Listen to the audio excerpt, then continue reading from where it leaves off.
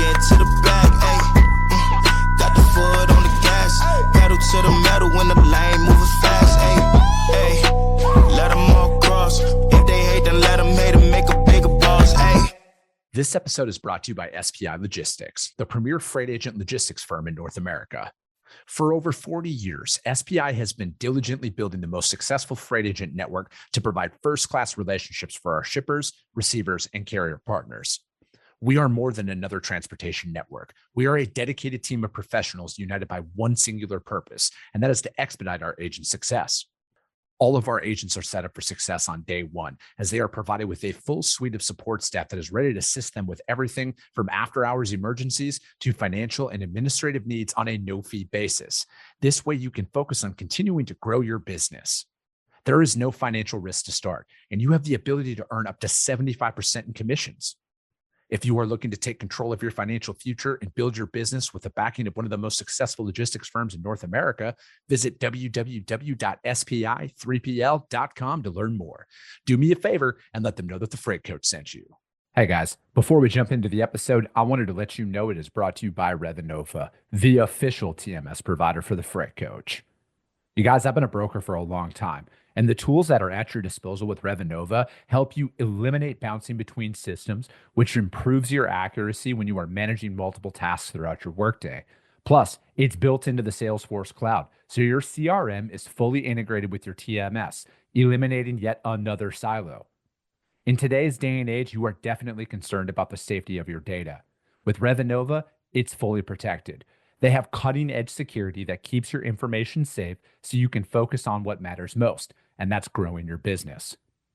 Speaking of growing your business, with Rate and Lane IQ, you get real-time pricing and route recommendations, helping you optimize costs and improve operational efficiencies, which ultimately helps you make smarter decisions. If you are like me and have recurring shipments from non-EDI customers, they have intuitive cloning features that let you easily replicate previous shipments, saving both shipper and carrier rates with just a few taps. If you are ready to learn more, visit www.revenova.com to request a demo. Just do me a favor and let them know that the Freight Coach sent you. What is up, ladies and gentlemen? We are back. We are live. It is the Freight Coach Podcast, the top podcast in transportation, coming to you guys every single weekday, 8:30 a.m. Pacific, 10:30 Central, to break down some industry headlines. But most importantly, you guys provide some actual insight into what you can do with all of this information. If this is your first time tuning in, welcome. This is the real side of freight, ladies and gentlemen. And I do say that before every single show. And what I mean by that is I only speak with transportation professionals, because at the end of the day, I want to talk to the right individuals who have done what you're looking to do or who are currently doing what you're trying to achieve. So you can take that information, apply it, utilize it, and see a meaningful difference in your business and your life. Happy Tuesday, everybody. I got a very special guest for you guys here. I'm going to bring him up in just a second. I got to drop this for my weekly reminder. We do have a newsletter. It drops every single Wednesday. No, I don't auto-sign my contacts up for it. So if you want to get in on it, I need you to go to thefreightcoach.com and it'll auto-prompt you to do it. It's once a week. I don't even know who signed up for this. My team handles all of that. So I wouldn't even know how to give out anybody's information if you asked. But I know that it is just once a week. It's all market related, fuel prices, all of that. And we're going to be filtering in a lot more market data for you guys all to digest and utilize out there. And I'm going to be taking a spin on everything that, in my opinion, has not been done before and is not currently being done out there. So with that being said, let's jump in. I got my good friend Kevin Hill back on the show. Kevin, thank you so much for taking some time to join me today.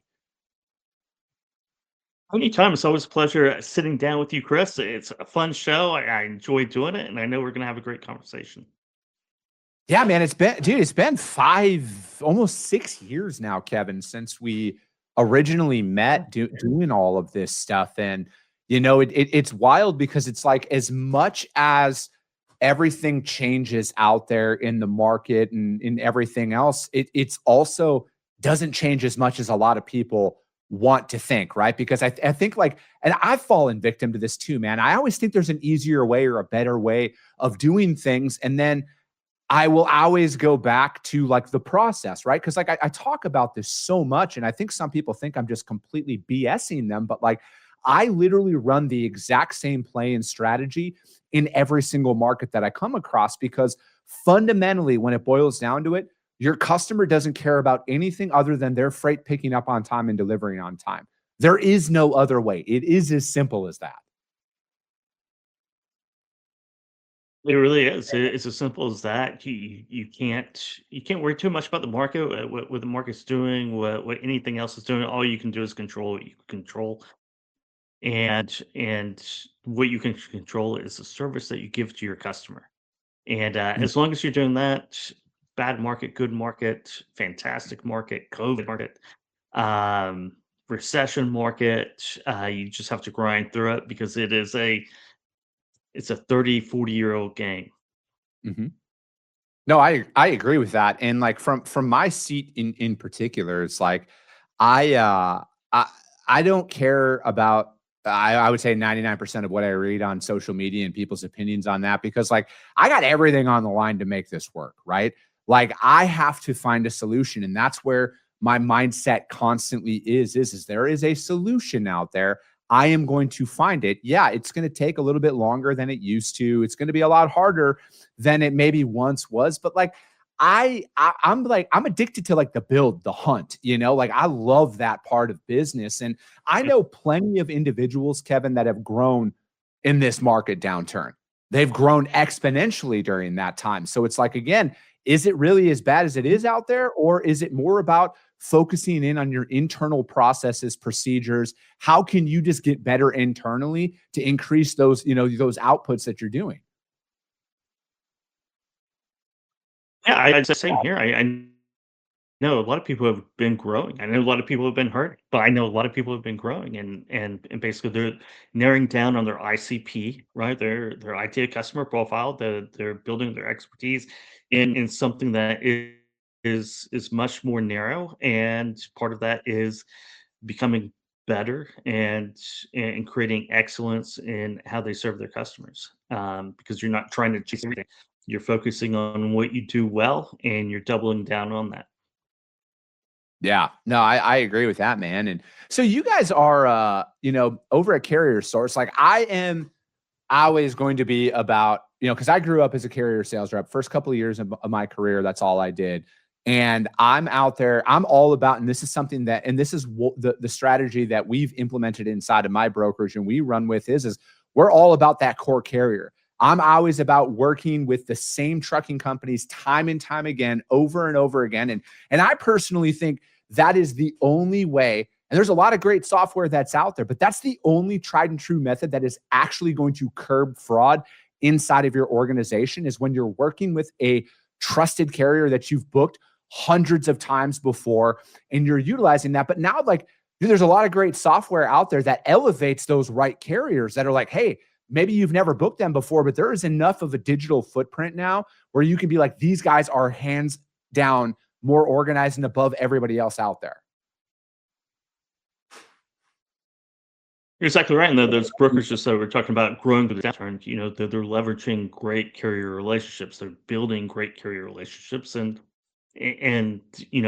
whether you're sourcing it through CarrierSource, right? You're jumping on CarrierSource to find great carriers who have really good reviews.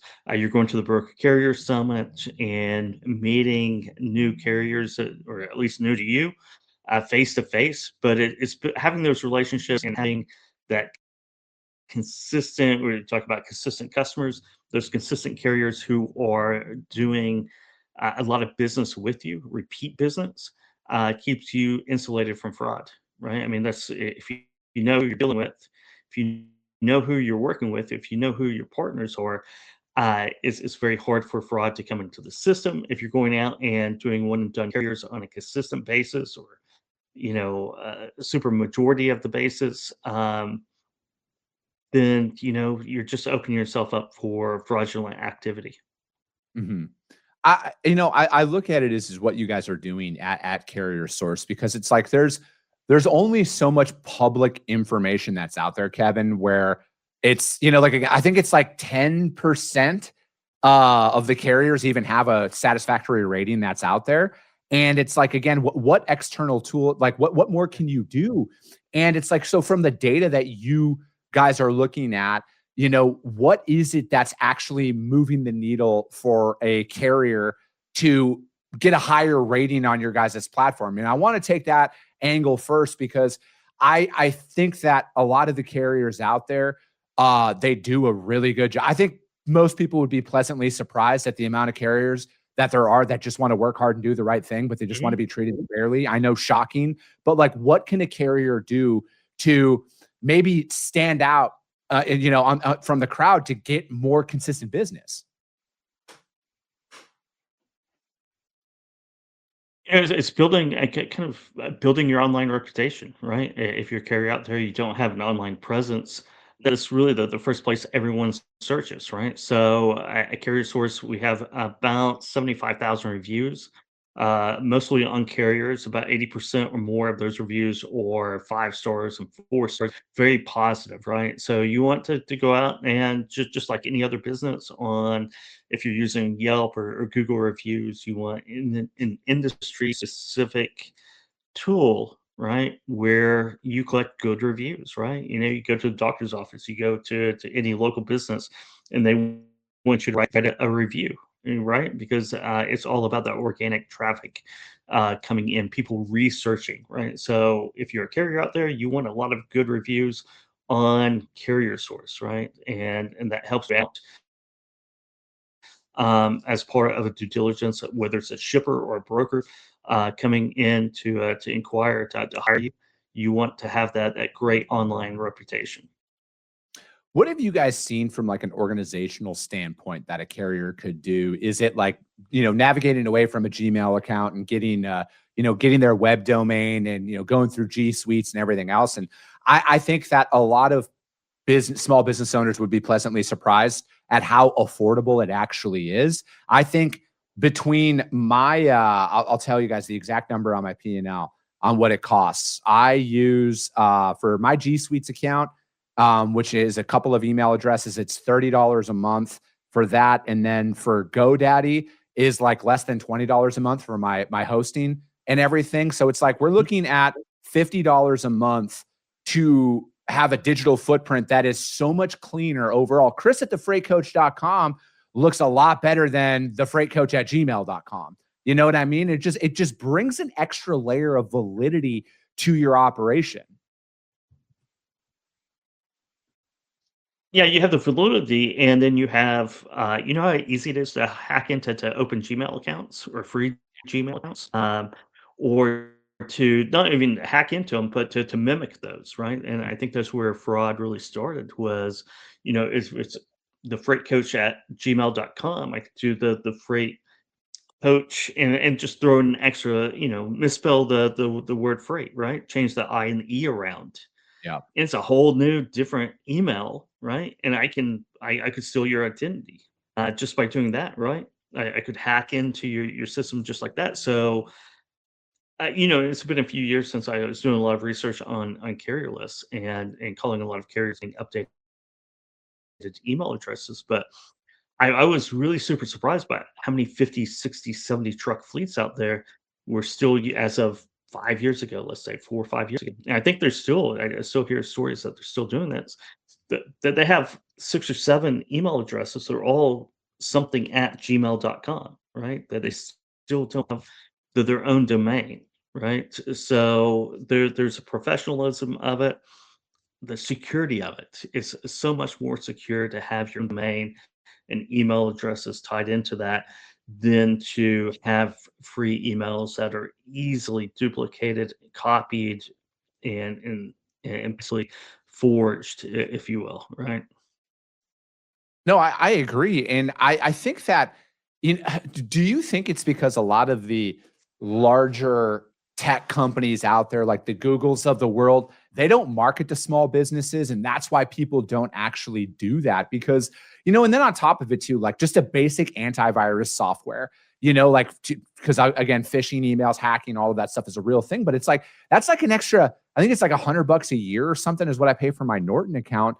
And I just look at it as, it's like the infrastructure, like the infrastructure that brings to your organization is like, it's just second to none, because it's like, if you're going to go out, like whether people want this or not, the facts are the facts. We are in a very digital world. It's only going to continue to do that. So you need a digital presence. You need to go out there and claim that stuff right now, because if you don't, at this point, I think it's safe to say somebody else will, and they will try and impersonate you. And the easier you make it, the faster it could potentially put you out of business at this point.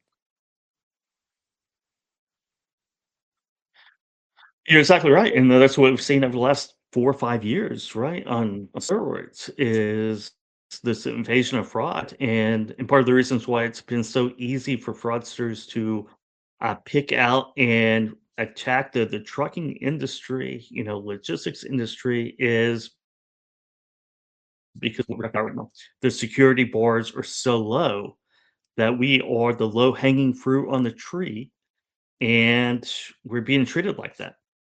Mhm. Yeah, I agree. Do you now?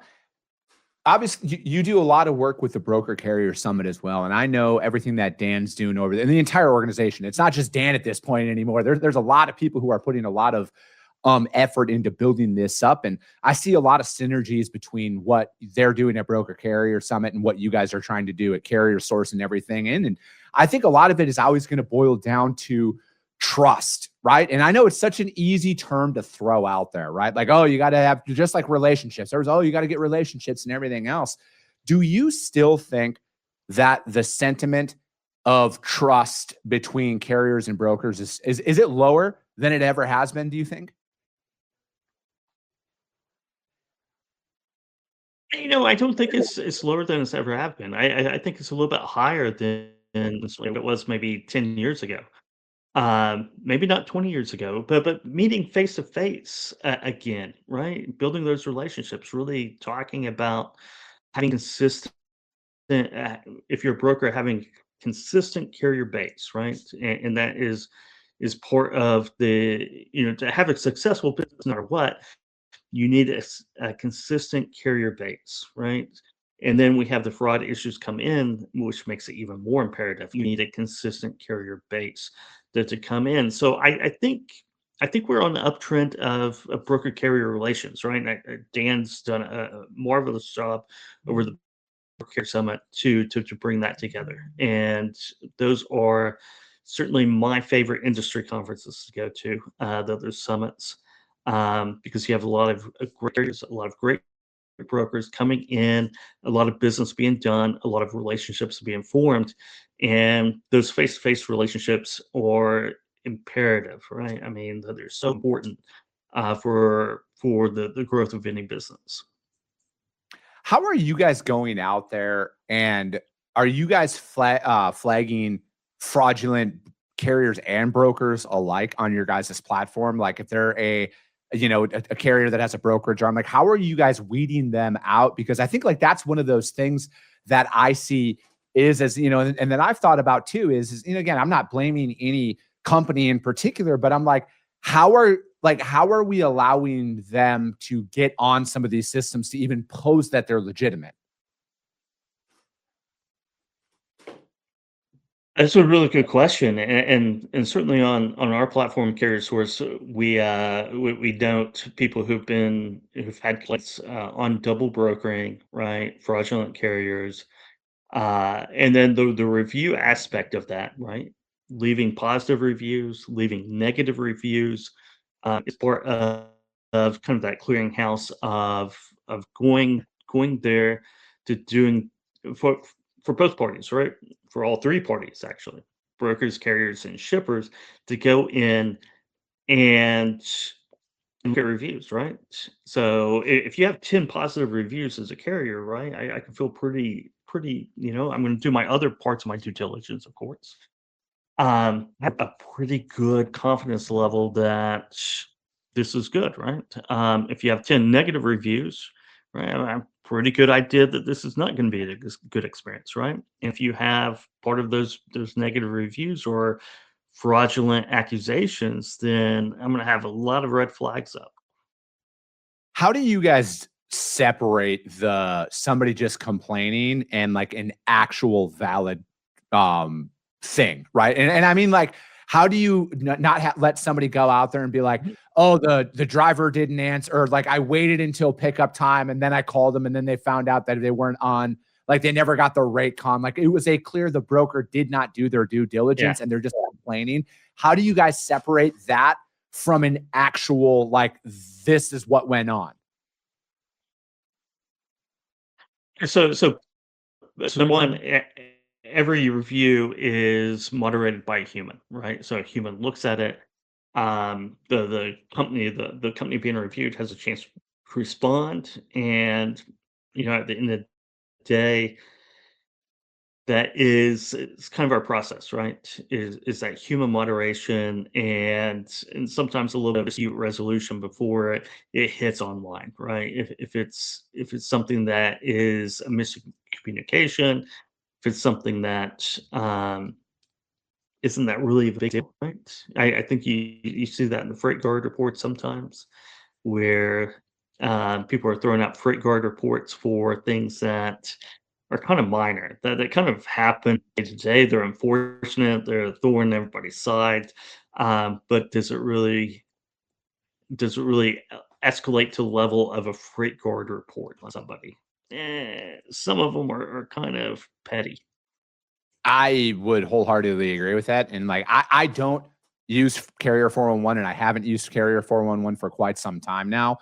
But when I was using it, I would say 90% of the freight guards that were out there were complete broker failure to do their job. And then they're going out there and like ruining the reputation of a carrier in that moment. Right. And I think like that's the big thing is I feel like there's so many tools that are out there right now, Kevin, but like, how do we protect the integrity of the trucking companies that are out there? Because I feel like a lot of those instances where they have no room to like even respond to some of these complaints, and it's not a fair shake, right?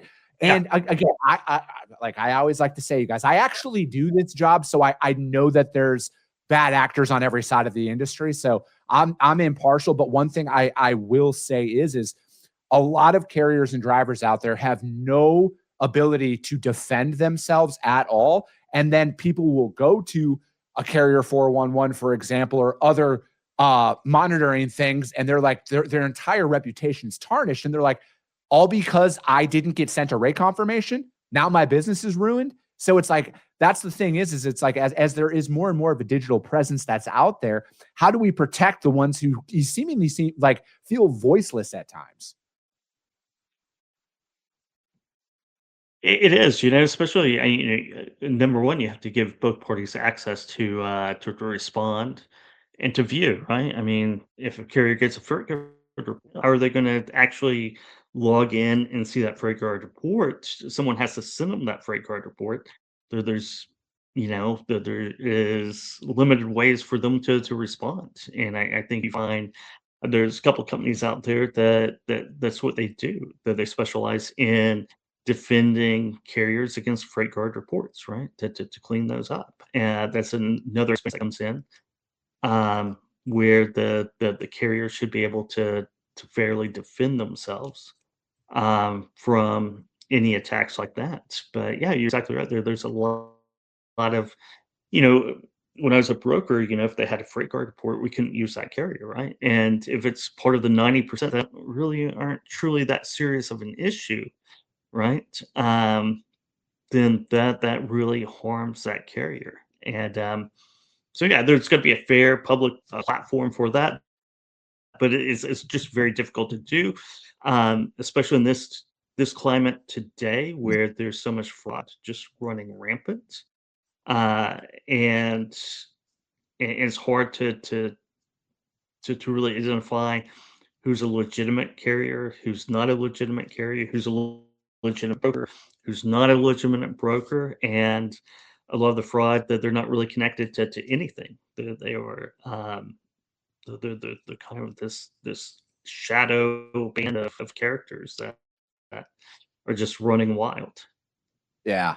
Now, have you guys seen a rise in maybe shippers coming on board and signing up for you guys to vet who's coming in and picking up their freight? Because, I have a secret shipper audience that watches this show. They reach out to me on the side. I'll never out them. They're not for sale, nothing like that. But like a lot of what we discuss now on this show is like top of mind for all of these companies, because again, if their freight doesn't ship, they lose money. They potentially lose customers. And I think like that's a major disconnect, Kevin, that a lot of brokers and carriers think is like where they're picking up and delivering to, how they service that could have catastrophic consequences on that manufacturer of insert whatever goods that are out there.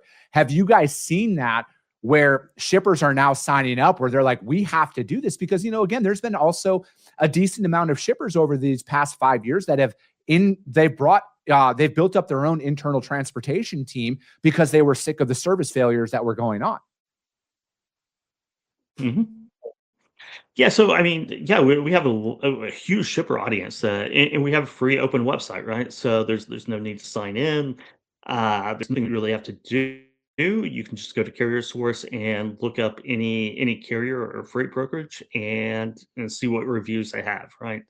And that's the main way, right? Is to see the reviews, right? If they have 6 reviews, 10 reviews, or 20 reviews, um, using carriers or transportation providers that have been reviewed heavily is always a really good practice. I think in December we had 19,500 unique shippers that we identified that came to the website and for capacity. So in that way, it's a free open website, so you don't really even have to sign in to use CarrierSource, which is a great resource. And on top of that, you guys released a very amazing tool called, it's like your shipper intent data that's out there. What was that kind of driving force behind that? And how does that work for your guys as users and potential users? Yeah, so it's intent data, right? There's no better intent than shippers coming on to carrier source, searching for lanes, searching for modes, searching for carriers or capacity, right? You know that you're not doing that instead of watching ESPN during the day. So you are in there, you're in the market, you're searching, you're having problems with the lane, maybe you're doing a bid, maybe you're doing a project, you are something is coming up very soon. So that's an intent signal that we can supply to brokers and carriers to help in their prospecting game, right? Being at the right place at the right time cuts down on those cold calls that we are talking about right before we hit live, right? It focuses those prospecting and business development activities, right? Gives you a bigger bang for your dollar, ROI, less sales activity to create opportunities, and that's what we're all looking for in business.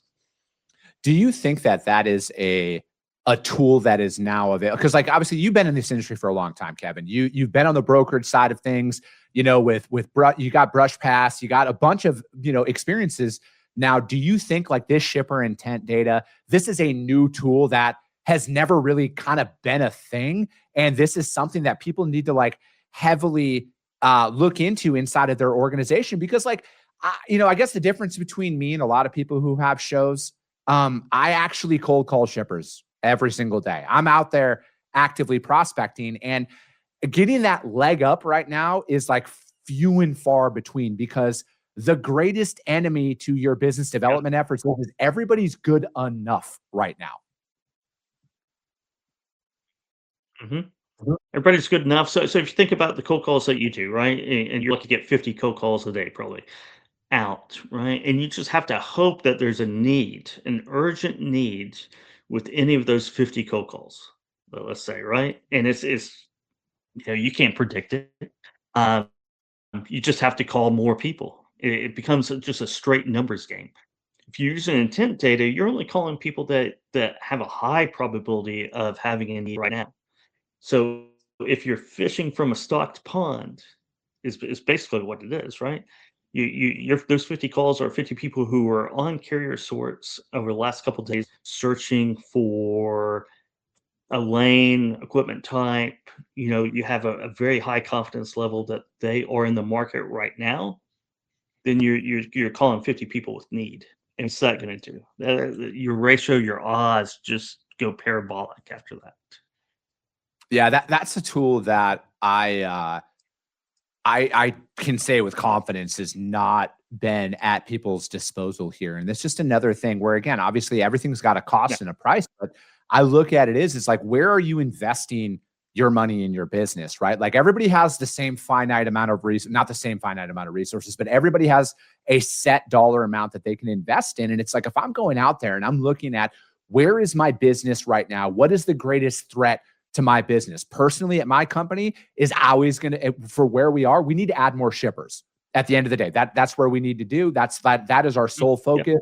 There is nothing anybody can say out there right now that is going to teach me anything I don't already know about that, right? Like I got to add shippers. Now there's tech and tools at our disposal that weren't there a couple of years ago, where you can become even more hyper-focused in on what you're going after. And I think like that is going to, as the market continues to perform the way that it is, you got to find ways to stand out in the crowd. And if there's a way for you to go in there and be like, not, hey, I checked your search history, but like, hey, blah, blah, blah, blah, blah, this is what we do. Like you can get even more hyper-focused in with your outreach. Yeah, you can, if you find a shipper that's searching today for Appleton, Wisconsin to Detroit, Michigan, right? They're searching that lane that they certainly have a need, right? We have some good AI research tools that can pop in and kind of really reason why they're searching for that lane, where their customers are, their vendors are, their facilities are, and it gives you the intel to really have a very credible conversation with that shipper. That's a highly productive call, right? Highly productive if you can get a hold of them, right?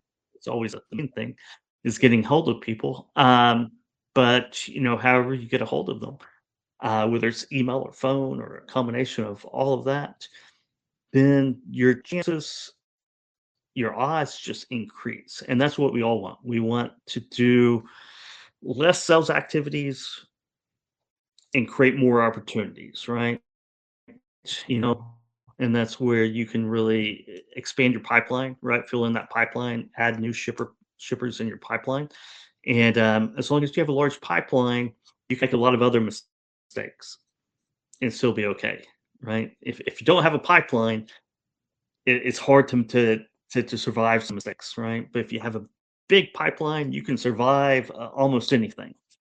Yeah, I would agree with that. I think that is probably, outside of cash flow constraints, that is probably the largest issue for not just freight companies, but like 90% of the businesses that are out there is there is no sales process. There is no pipeline. And they, because again, most people, when they become fat and happy, they stop prospecting, they stop selling, or there's one sign of an adverse market. They stop. Oh, nobody's adding anybody right now, we shouldn't sell. You just don't automatically start and stop. It's not like riding a bike, right? So it's like, you got to go out there and you got to stay constant. You got to stay present in front of all these people, because if you don't, trust me, you guys, I am, all right, I'm not saying this to brag, I am prospecting every single day of the work week that's out there. But Kevin, thank you so much for your time on everything, man. It's always great having you on. I feel like these shows always fly by when you're on, man. How does anybody reach out to you guys, though, to find out more about what you got going on? Yeah, you can reach out to me directly on LinkedIn or cahill@carriersource.io. Either one. More than happy to send you some information, send you a demo. And yeah. So it's a great tool. I love it, man. Shipper intent data. Perfect. Kevin, thank you so much. If you guys can't find Kevin or CarrierSource out there, you guys know, hit me up. I will gladly put you guys in direct contact with them. But that's going to be it for today, ladies and gentlemen. As always, if you got value in what you heard and you're not subscribed, subscribe to the show, you guys. And if you're feeling ambitious, rank it on iTunes and Spotify, because if you see value, your network's going to see it as well. I appreciate you guys. I love you guys. And we'll be talking to you soon. Came back with a bang.